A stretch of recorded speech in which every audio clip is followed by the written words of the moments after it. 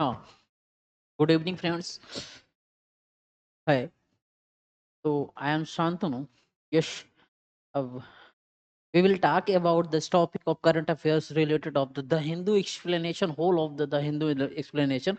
Today, today what type of news seen in the Hindu newspaper?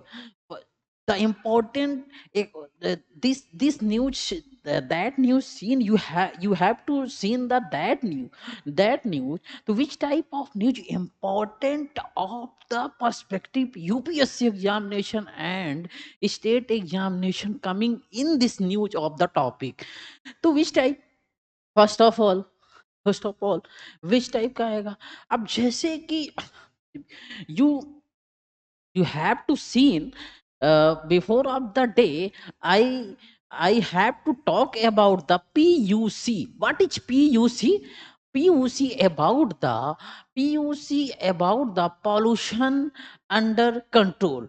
Pollution under control means Delhi area in the Delhi area of Delhi, very polluted area. Reason behind this some of, जैसे कि देखें कि दिल्ली में बहुत से ऐसे कारण हैं कि गार्बेज से ले लो, गार्बेज से उठा लो, मैकेनिकल्स एरिया में उठा लो, पॉपुलेशन एरिया के उठा लो, और आप इधर व्हीकल्स एरिया को उठा लो, तो जितना जितना पॉपुलेशन, जिस एरिया में जितने पॉपुलेशन होंगे, जिस एरिया में जितने पॉपुलेशन होंगे, आप जानते हैं उस एरिया की डेंसिटी क्या होगी?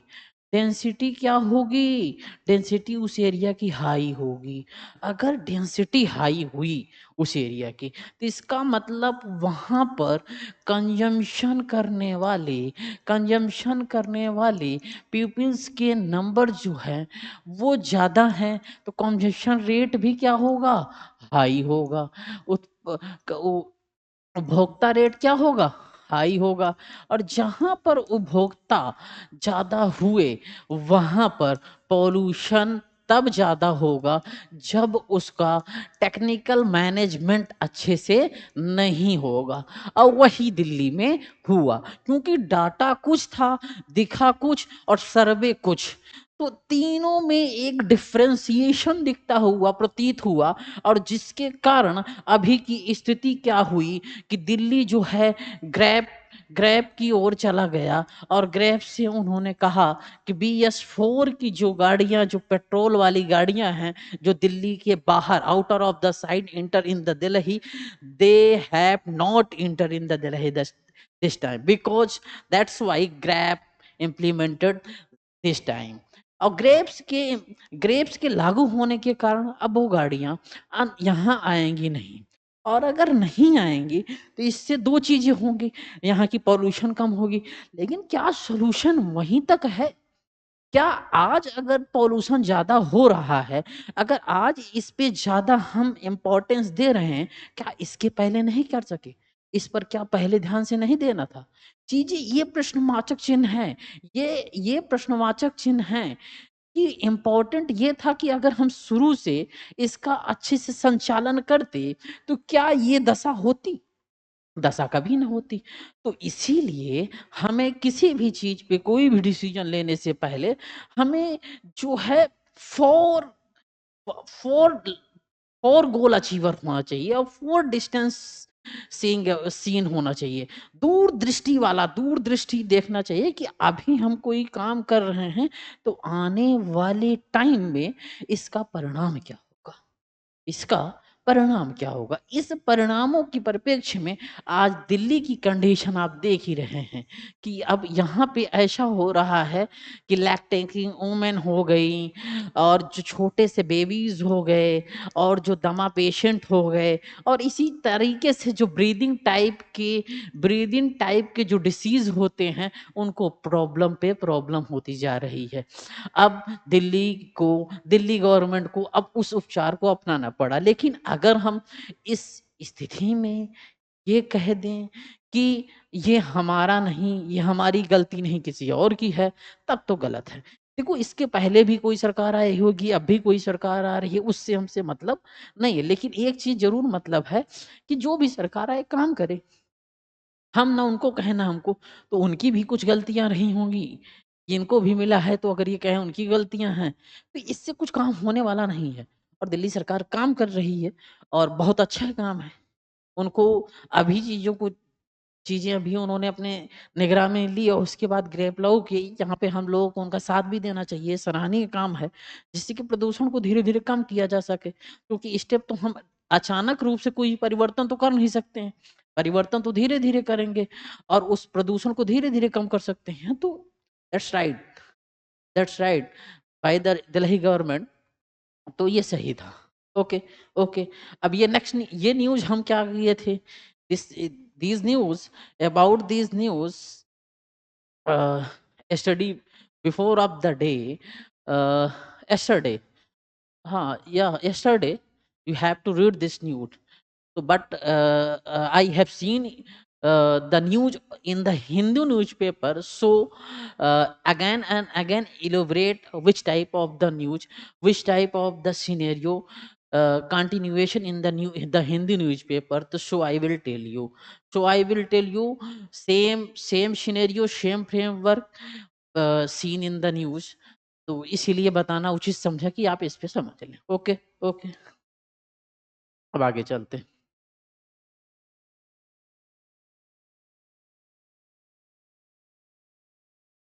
अब इस पे देख, अब है कि हम थोड़ा-सा थोड़ा-सा हम जो थोड़ा-सा अगर देखें, तो यहाँ पे दिया है डे 1, वही चीज़ है, पीयूसी के विषय में ही दिया है। पीयूसी पे पेनल्टी भी लगाना शुरू कर दिए हैं।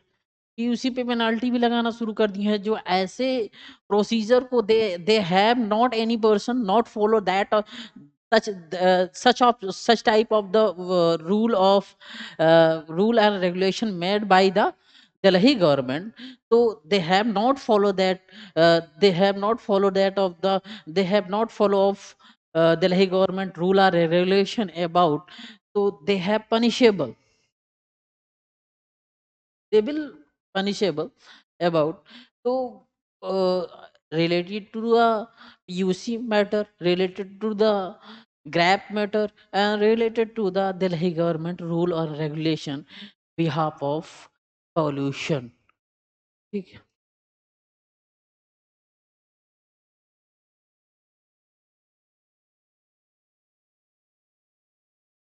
अब आगे की न्यूज हम देखेंगे, इस पे हम क्वेश्चन भी देख लिए थे जहां तक ना। आगे की न्यूज में देखेंगे, India sign trade pact with the Oman of duty free export. अच्छा, ड्यूटी फ्री एक्सपोर्ट की बात कर रहे हैं। तो अभी हालिया में जो ड्यूटी फ्री एक्सपोर्ट की ये बात कर रहे हैं, इनकी अगर छोटी सी समरी हम देखना चाहें, तो इनकी जो होल ऑफ समरी है, ये कहना चाहते हैं कि India and Oman signed a comprehensive economic partnership agreement granting India duty-free access to 98.08% of Omani tariff lines, covering 99.38% of Indian exports. India offered liberalized tariffs on most important from Oman. The pact also strengthens services, worker mobility, trade, and investment ties. Investment ties. वहीं पे अगर थोड़ा-सा Hindi medium वाले थोड़ा-सा देख लें, भारत और Oman ने समग्र आर्थिक साझेदारी समझौता comprehensive comprehensive economic partnership agreement किया, जिसके तहत भारत को ओमान की 98.08% टैरिफ लाइनों पर शुल्क मुक्त पहुंच मिली। भारत ने भी अधिकांश आयात पर उदार टैरिफ रियायतें दी। यह समझौता सेवाओं, श्रमिक गतिशीलता, व्यापार, निवेश सहयोग को मजबूत करता है। अच्छा, अच्छा, इसमें अच्छा बात क्या थी? एक comprehensive economic partnership agreement CEPA CEP was signed under the which Oman will provide India duty-free access on 98.08% of its tariff lines, covering 99.38% of India's export to Oman. India ने ओमान को क्या किया, ड्यूटी फ्री कुछ मामलों में किया, और उससे ये होगा कि ओमान हमारे यहाँ क्या होगा, व्यापार करेगा, हम ओमान के यहाँ भी व्यापार करेंगे। अगर कहीं पर भी हम टैरिफ फ्री करते हैं या टैरिफ में कुछ फ्लेक्सिबिलिटी ले आते हैं, थोड़ा सा बढ़ाते हैं, कभी घटाते हैं, अकॉर्डिंग टू टाइम अगर हम टैरिफ को सेट करते हैं, जिससे कि हम दोनों देशों अर्थात ओमान और भारत को व्यापार करने में आसानी हो और एक दूसरे की ओर आकर्षित रहें, तो वो काम अच्छा है, वो काम ठीक है।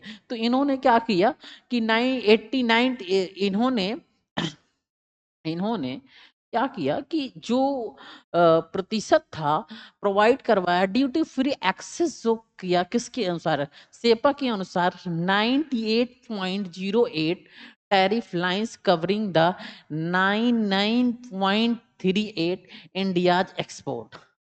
अगर ओमान को इन्होंने क्या प्रोवाइड करवाया, इंडिया ने ड्यूटी फ्री एक्सेस 98.0%, वहीं पर भारत ने निर्यात के माध्यम से 99.38% ओमान को जो निर्यात करता था उसको कवर कर लिया। मतलब जितना इन्होंने टैरिफ दिया, वो दूसरे स्थान पर आयात से दिया तो निर्यात में उसको ओमान से कवर कर लिया। इससे दोनों की व्यापारिक स्थिति, ट्रेडिंग ट्रेडिंग प्रॉफिट जो है इक्वल चलती रहेगी, और दोनों प्रॉफिट में रहेंगे, और दोनों एक दूसरे के कॉपरेशन के लिए हमेशा तैयार रहेंगे। They have always ready to cooperation both of them. तो अब उनके बीच में जैसे ही कॉपरेशन होगा, तो अब क्या होगा कि ये जो टैरिफ होगी उनको एक उदारीकरण की ओर ले जाएगी, उदारीकरण की ओर। मतलब अब जो टैरिफ में इतना छूट देते थे, अब वो टैरिफ इतना देने लगे। और जहां पर आपको कोई चीज 10 रुपए में मिल रही है, अगर वही चीज 5 रुपए में मिलेगी तो आप क्या करेंगे, उसको कहेंगे कि लो खूब लूटो, और उसके बाद इसको ले चलो, रख लो। तो उसी टाइप का एक थोड़ा मोटा मोटा अगर आप समझें, तो वही चीज एक दूसरे के प्रति है कि हम एक दूसरे की भरपाई पूर्ण रूप से करें, एक दूसरे की डिमांड, मांग क्या है उस पर देखें, एक दूसरे की जरूरतें क्या हैं उस पर देखें, एक दूसरे के सहयोग के लिए हम दोनों लोग खड़े रहें। आप हाउएवर कि हालांकि इस पर हम देखें कि एक ही जरूरतें नहीं पूरा होंगी, इस पर अन्य जरूरतें भी पूरा होंगी। जैसे कि अगर देखी जाए तो ये जो merchandise export also includes the several other concessions that the expected the benefit India's service sector, particular in terms the mobility of workers। अर्थात देखा जाए तो अब यहाँ से एक जगह से दूसरे जगह जो लोग हैं हमारे, जो एक जगह से दूसरे जगह जो लोग हैं, अब उनकी मोबिलिटी भी अच्छी बनेगी। ये कहेंगे तुम मेरे दोस्त मैं तुम्हारे आ रहा हूँ, ये कहेंगे तुम मेरे दोस्त मैं तुम्हारे पास आ रहा हूँ। तो इससे क्या होगा कि हम दोनों की जो है फॉरेंसिक भी अच्छा खासा चलेगी, जो है विदेशी से पैसा अच्छा से आएगा, तो वो यहाँ उनके उनके लोग जब यहाँ आएंगे, तो इन इन यहाँ से भी पैसा वहां जाएगा। तो अब क्या होगा, दूसरे के हम तुम भाई भाई, संस्कृति का आदान प्रदान होगा, एक दूसरे की विचारधाराओं का आदान प्रदान होगा, और वहीं पर एक दूसरे से माध्यम से जो उत्पादित वस्तुएं होंगी या R&D रिसर्च एंड डेवलपमेंट के माध्यम से जो वस्तुएं बनाई जाएंगी, एक दूसरे को आदान प्रदान किया जाएगा। The agreement was signed in the Muscat by Commerce and Industry Minister Piyush Goyal and Oman's Minister Commerce, Industry and Investment Promotion Kash bin Muhammad Al Yusuf. Yusuf, Yusuf, Yusuf, and in the presence of Prime Minister Narendra Modi, Sultan of Oman Haitham bin Tariq। इन लोगों ने मिलकर कौन कौन से लोगों ने मिलकर, इन लोगों ने मिलकर मतलब कौन कौन से लोग मिलकर, आपके भारत के जो वाणिज्य वाणिज्य और उद्योग मंत्री हैं वो हैं पीयूष गोयल जी। पीयूष गोयल। ओमान के जो वाणिज्य मंत्री हैं वो कौन से हैं, कैस बिन अल यूसुफ हैं। वहीं पर आपके प्राइम मिनिस्टर का नाम आप जानते हैं, मोदी जी। वहीं पर ओमान की जो है हैथाम बिन तारिक। ये दोनों मिलकर क्या किए, इस पे आए, शाइन कर दिए। कह लो शेपा पे हम शाइन कर रहे हैं, शेपा पर शाइन कर रहे हैं। Comprehensive, comprehensive economic, economic partnership agreement, इस पे इन दोनों ने मिलकर साइन किया। They have both have been sign on the CEPA agreement. अब जैसे ही उन्होंने साइन किया तो अब क्या हो गया कि दोनों के लिए प्रॉफिटेबल हो गया। फिर आगे हम देखते हैं, CEPA will infuse the Indian, India Oman partnership 21st। अब यहीं आगे हम देखें तो ये क्या कह रहे हैं कि सेपा जो है, ये जो हमने बनाया है, Oman partnership in the 21st century with renewed trust and energy, it is a blueprint of our future। ये जो हम सेपा के साथ समझौता कर रहे हैं, ये हमारे भविष्य कैसे होंगे, भविष्य में हम ऐसा कौन सा डिसीजन लेंगे, भविष्य में हम आगे बढ़ने के लिए इनोवेटिव, डिजिटल और मॉडर्निटी की ओर क्या क्या ऐसा करेंगे, ये हमारा समझौता जो सेपा है वो उसका एक ब्लूप्रिंट है। It will given a new momentum of our trade, create fresh confidence for investment and open door to opportunities। Every sector में ये अपॉर्चुनिटी रहेगी। ओके, अब वहीं आगे हम देखते हैं, अब इसमें किस टाइप के क्वेश्चन बन सकते हैं। अगर ये देखें तो इंटरनेशनल रिलेशन और इकोनॉमी से संबंधित विषय है। अब इसमें जो क्वेश्चन बन सकते हैं अगर हम देखें तो वो क्वेश्चन किस टाइप के बन सकते हैं, थोड़ा सा हम इस पर चर्चा कर लेते हैं। India Oman Comprehensive Agreement goes beyond the tariff liberalization to include the services, labor mobility, and investment facilitation. Critically analysis how this agreement can reshape India's engagement with the Gulf region while also discussing the potential challenges related to trade asymmetry, domestic industry adjustment and strategic dependence। ठीक, अब strategic dependence अर्थात Bharat Oman समग्र आर्थिक साझेदारी समझौता केवल tariff उदारीकरण तक सीमित न होकर सेवाओं, श्रमिक गतिशीलता और निवेश सुविधा को भी शामिल करता है, शामिल करता है। विश्लेषण कीजिए कि यह समझौता खाड़ी क्षेत्र के साथ भारत के संबंधों को किस प्रकार पुनर्परिभाषित कर सकता है, साथ ही व्यापार असंतुलन, घरेलू उद्योग के समायोजन और रणनीतिक निर्भरता से जुड़ी संभावित चुनौतियों पर चर्चा कीजिए। इस तरह क्वेश्चन पूछ सकता है। तो ओमान के विषय में आप समझ लिए। अब आगे हम देखते हैं, अभी अपने जो फॉर्मर, अगर आपने देखा हो उनका इमेज, तो भी फॉर्मर जो रहे यश सोमनाथ जी, ये इसरो के फॉर्मर चेयरमैन रहे हैं, इसरो के formal chairman. Indian Indian Indian space space research research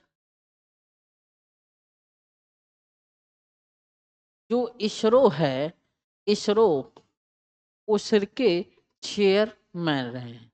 जब ये इसरो के चेयरमैन रहे तो इनका कहना ये है कि हमें, अभी हम भारत के चारों ओर घूम रहे हैं, लेकिन भारत के चारों ओर जब हम घूम रहे हैं तो हमें वो चीज नहीं मिली जो चीज दिखनी चाहिए। अर्थात हम अभी भी वही पारंपरिक ढर्रों पे चल रहे हैं जो पहले चलते थे। किस लिए कह रहे हैं ये, इसके परिप्रेक्ष्य में कह रहे हैं, ये एरो स्ट्रक्चर्स के परिवेश में कह रहे हैं। एरो स्ट्रक्चर कह रहे हैं कि मैंने सोचा, इन्होंने कहा कि I think a point of concern too because I have been going around the country and looking at the startups and companies that have been designing aerospace structures concerning hardware, especially in the domain of aerospace structure. I am not seeing that type of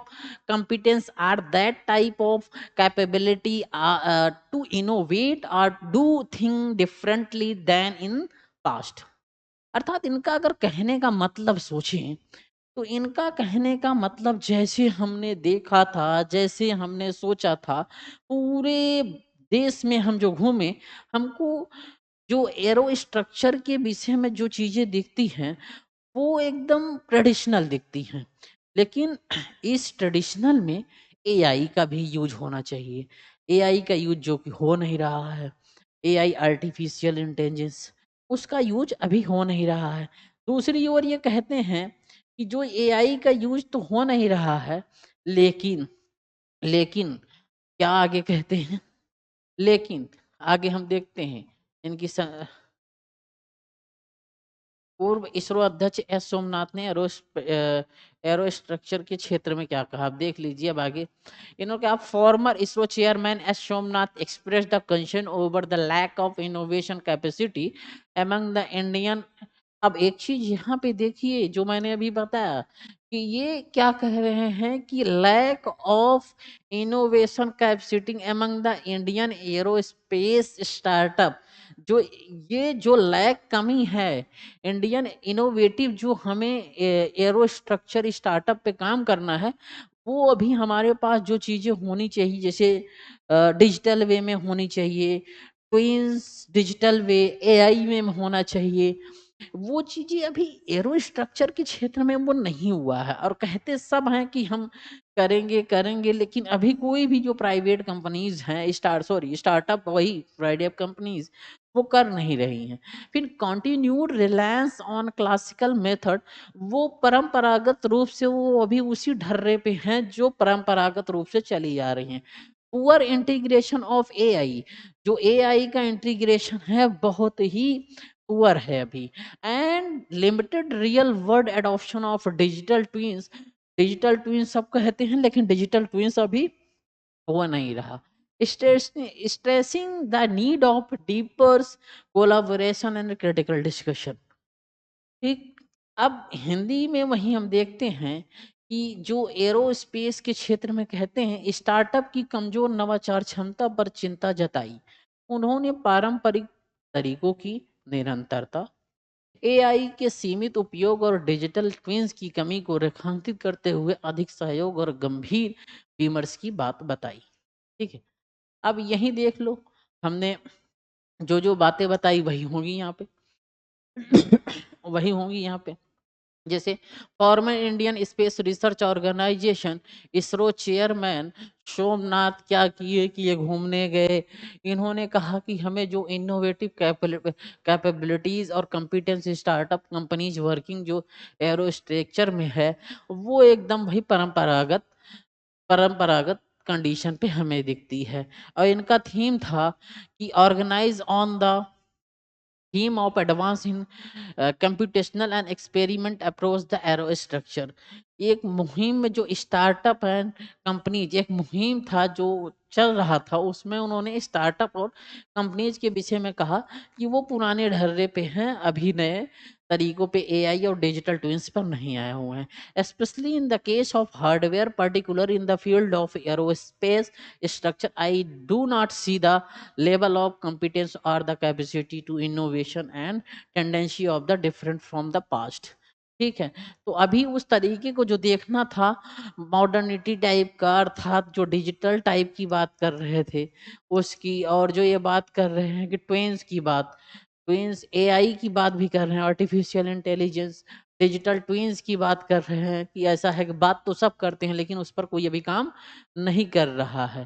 ठीक है। फिर उसके बाद ही further stated the classical approach are still continuing and that there is no meaningful the integration of the artificial intelligence. जैसे मैंने बताया बस बात ही बात है, अभी कोई कर नहीं रहा है।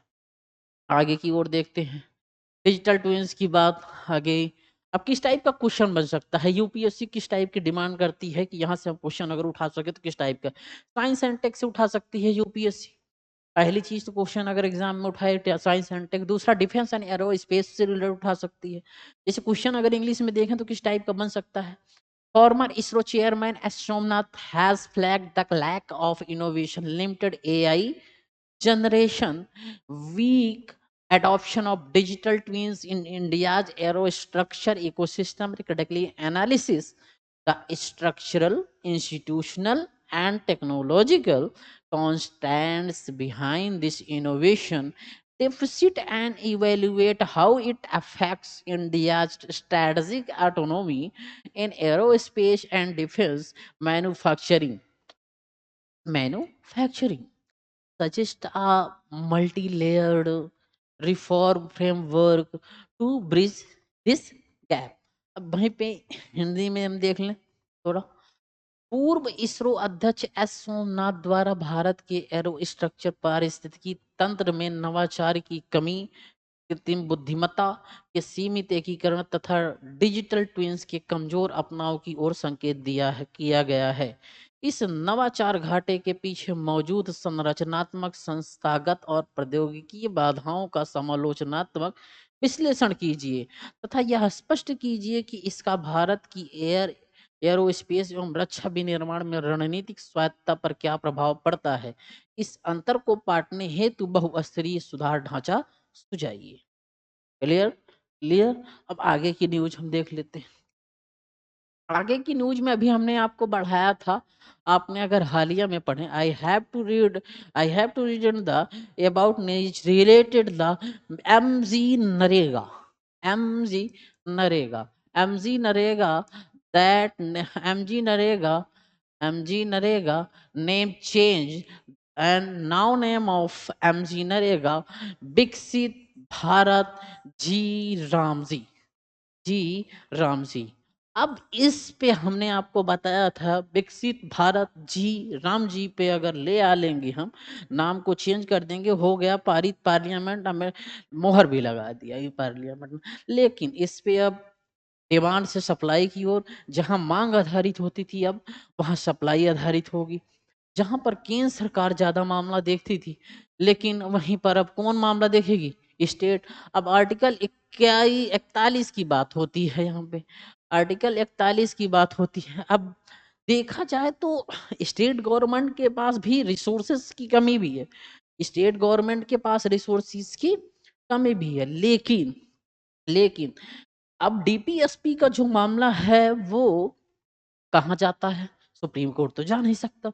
अब जब वो जा नहीं सकता तो इसका मतलब उस पूरे मामले को, जो मांग को पूरा करती है वो स्टेट गवर्नमेंट पूरा करती है। अब उसके बाद जो भार पड़ गया इसका इनडायरेक्टली, तो अब भारित होगा तो अपोज हो, हर स्टेट करेगा लगभग लगभग, अपोज करने का मुद्दा बनता है।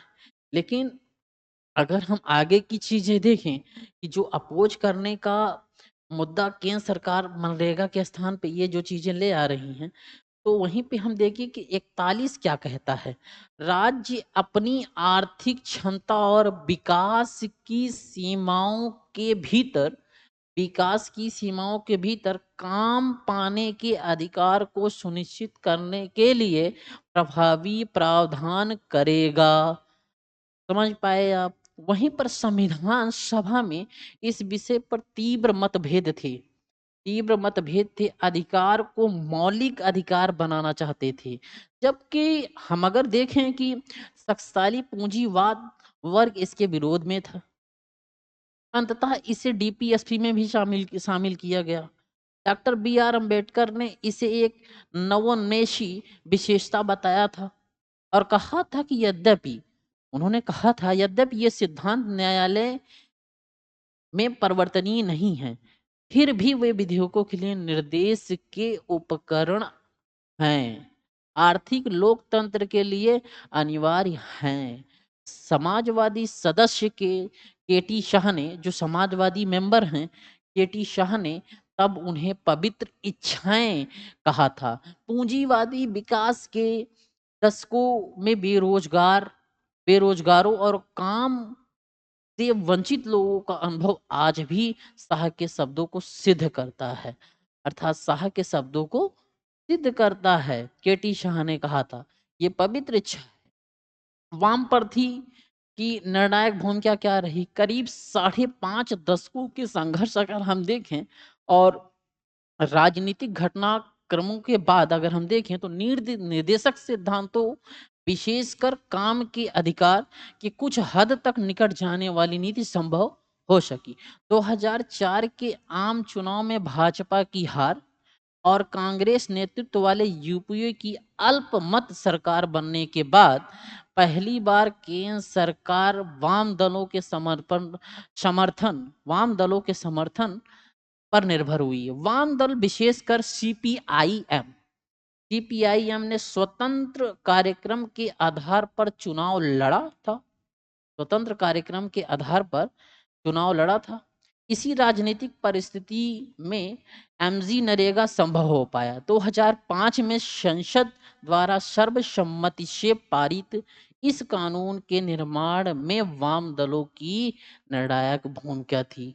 अर्थात इस कानून के निर्माण में अगर देख लिया जाए तो जो वाम दल थे वो मेन रोल उन्होंने अदा किया।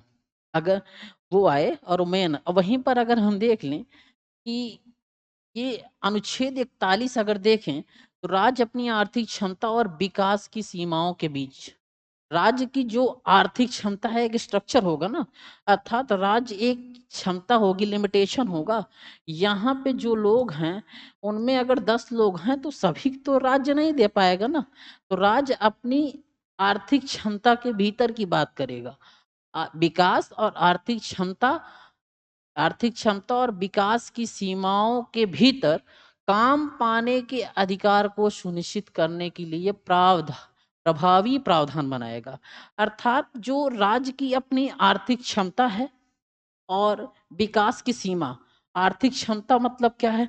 राज्य के पास 10 रुपया है और वो आर्थिक विकास 10 रुपए से 5% कर सकती है, तो इससे ज्यादा तो नहीं सोच पाएगी ना राज्य। तो इसके आधार पर वो क्या करेगी, सुनिश्चित करेगी कि सभी को मिले। ये जरूरी नहीं कि 100 में 100 लोगों को मिले। अगर इन पैसों से अगर हमारे यहाँ देख लिया जाए, अगर इन पैसों से हमारे यहाँ देख लिया जाए कि अगर हम देखें इन पैसों से अगर उपस्थिति देखें, इन पैसों से अगर उपस्थिति देखें तो हमारे यहाँ जो आदमी है, हमारे यहाँ जो आदमी है, हमारे यहाँ ये आदमी, अब हमारे पास जो इकोनॉमिक कैपेबिलिटीज थी, इकोनॉमिक कैपेबिलिटीज और लिमिटेशन ऑफ डेवलपमेंट, ये दोनों जो हमारे पास हैं एक सीमित मात्रा में है और यही हमारी दिशा निर्देश डायरेक्टिव हैं कि ये बताएंगे कि हमारे महाशय ये भूखे रहेंगे कि ये खाना खाएंगे कि इन दोनों को काम मिलेगा। ये हमारी आर्थिक स्थिति बताएगी और आर्थिक स्थिति ही हमारी ये बताएगी कि हमारे उस क्षेत्र के कितने भाग में कितने लोगों का काम पाने का अधिकार मिल पाएगा।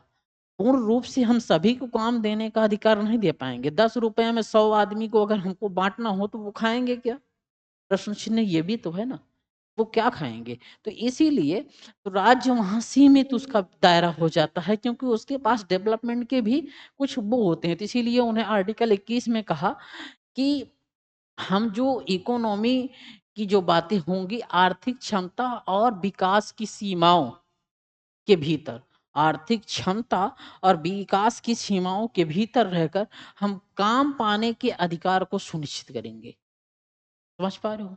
मतलब हम जितना हैं हम कोशिश करेंगे कि सभी को काम मिले, लेकिन अगर हमारे पास आर्थिक क्षमता नहीं है, विकास की जो लिमिटेशन है उससे ज्यादा हम नहीं जा सकते, तो हम कैसे आपको काम दे दें, कैसे हम आपको चीजें प्रोवाइड करवा दें? उसमें भी तो चीजें हैं कि हम 10 रुपए में 100 रुपया तो नहीं कहीं पर ले लेंगे ना, इसलिए वहां राज्य सही है।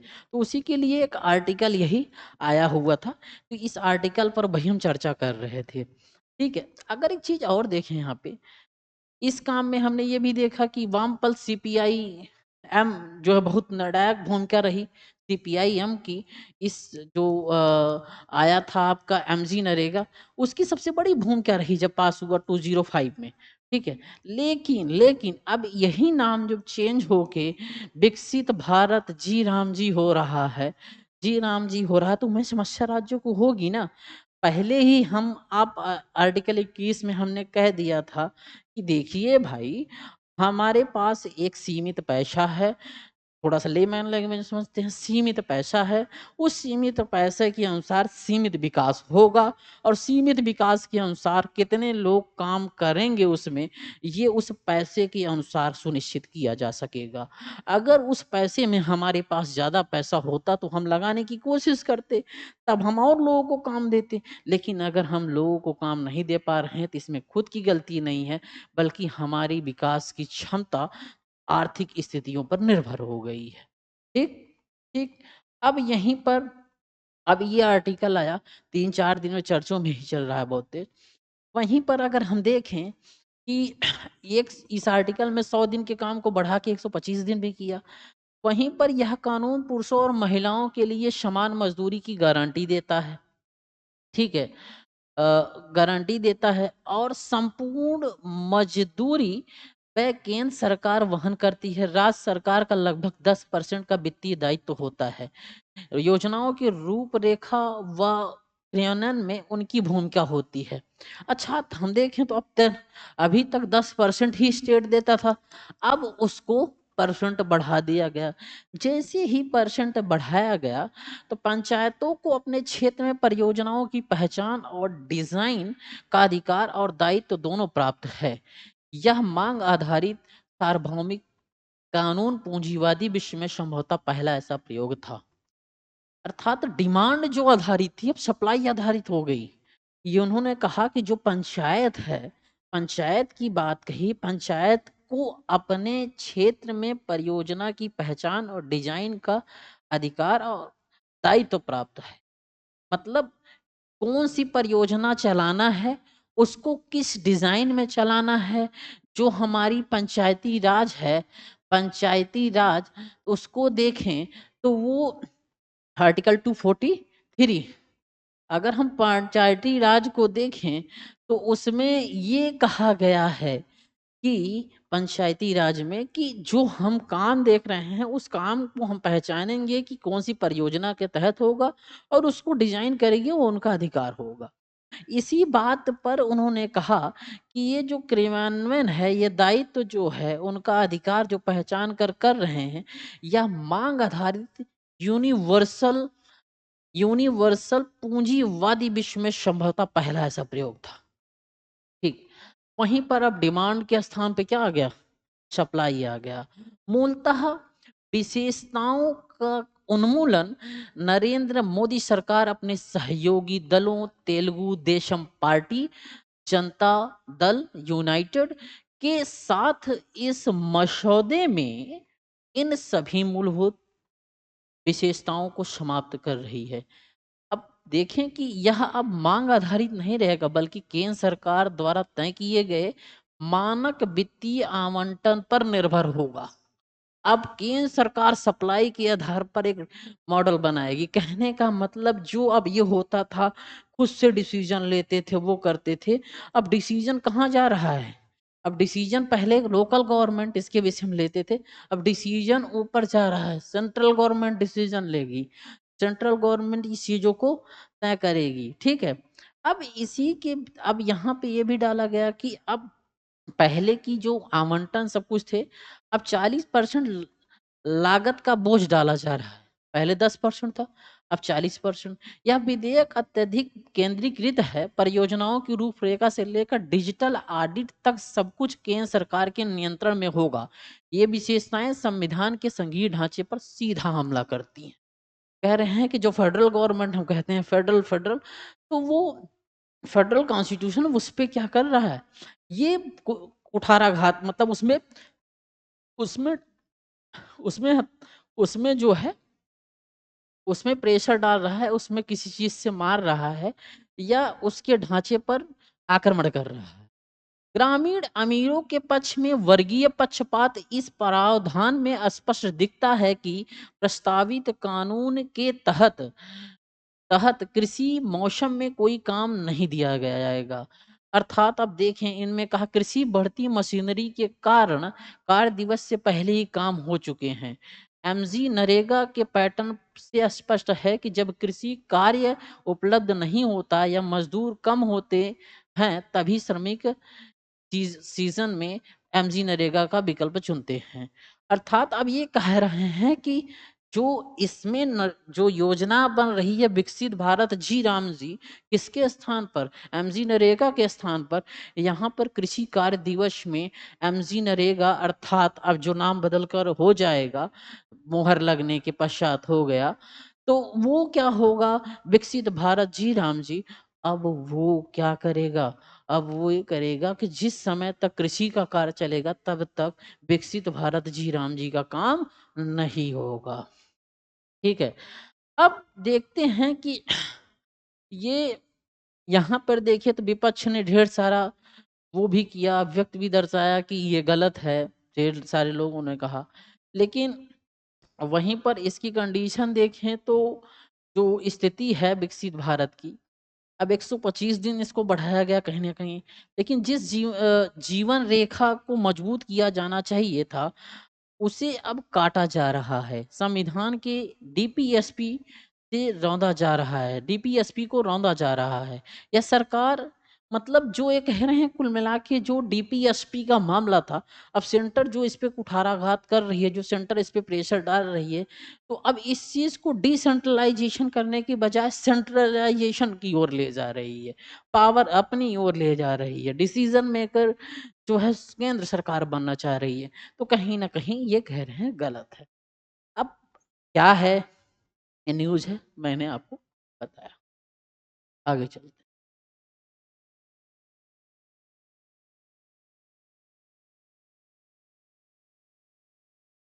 अब इसमें देखें, the propose Viksit Bharat G Ram G bill at dismantles MGNREGA's demand driven rights based framework. It centralizes control, increases states financial burden, weakens rural workers' bargaining power, and undermines constitutional principles, particularly the directive principle ensuring the right to work and cooperative federalism.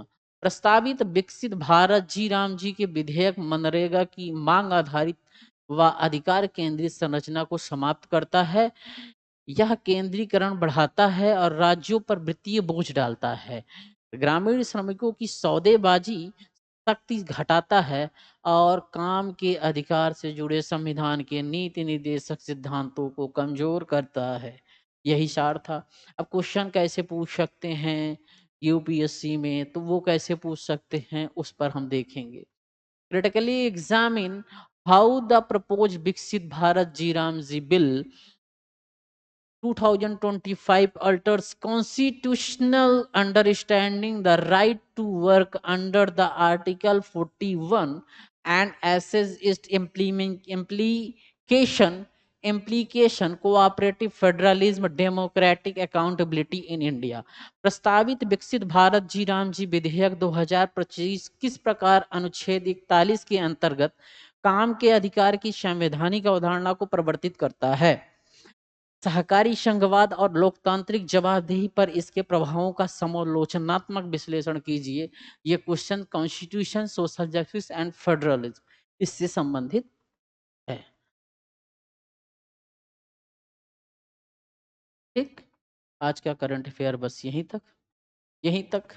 ठीक, thank you, thank you, thank you so much.